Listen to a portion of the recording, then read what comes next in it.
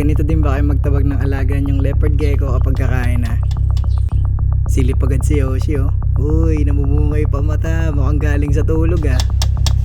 Yun na, lumabas na ng tuluyan, di ba? Panis.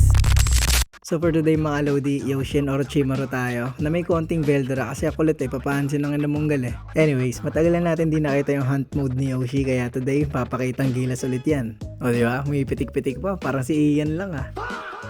Yun laang, sablay ang unang bira. Bawi, Yoshi. Nako po, kinalawang na anyari Yoshi.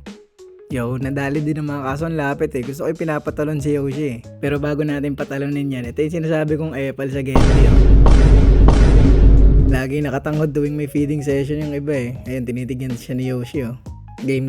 Second takedown ni Yoshi. Lumabas ka kasi dyan ng buo para makatalong ka.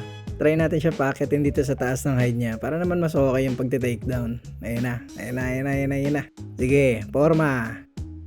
Aba, no-look pala sila pag tumi-takedown ah. Kayo naman, kaya naman pala minsan may sablay. Inaasar niya pa si Veldora. Sarap daw ng super worm oh. Halukay na, ginagawa. Dumi na ng ilong mo, kakahalukay mo. Kaya mo, lalabhan na kita sa Monday. Last takedown na muna tayo kay Yoshi. Huwag na natin pakita lahat. Yung. Siyempre, bigyan din natin si Veldora at kawawa naman. Ayan na, op. Gigil na, akala mo di nag-breakfast ah. Next natin si Orochimaru, hognose snake natin. Mahaba na rin yan ba? Alam ko kasing haba niya na enclosure niya ngayon eh. Medyo nagiging chunky na din eh. Hindi lang masyado halata kapag malayo yung shot. Lapagan na natin siya ng pingi, tas siya bahala mag-hunt dyan. Viewers discretion is advised mga Lodi ah. Inuulit ko, live feeding po ito.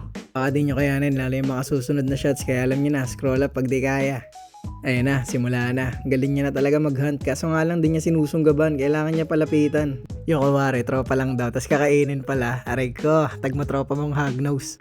So pakita ko na rin sa inyo paano nilulunok ni Orochimaru yung pingi. Pero konti lang ah. Bakit kasi ng pwesto eh. Suhi eh. Una puwet eh. Kakaawa din naman kapag kahuli yung uli. Kaso wala eh. Yan talaga pagkain nila. Tsaka ganyan sila kumain eh. Iniisip ko na lang, Orochimaru needs to eat. Ano, busog ba? Buti naman akong ganon. So mag-upgrade na nga rin pala tayo ng enclosure ni Orochimaru. Pati ni Yoshi na rin. Basta marami tayong gagawin enclosure ngayon. Medyo kinakapos lang din ako sa oras. Tsaka konting ipon pa din naman. Pero kaya yan. Abangan nyo na lang sa mga susunod na vids. Okay? Yan na lang din muna for today mga Lodi. Bye-bye.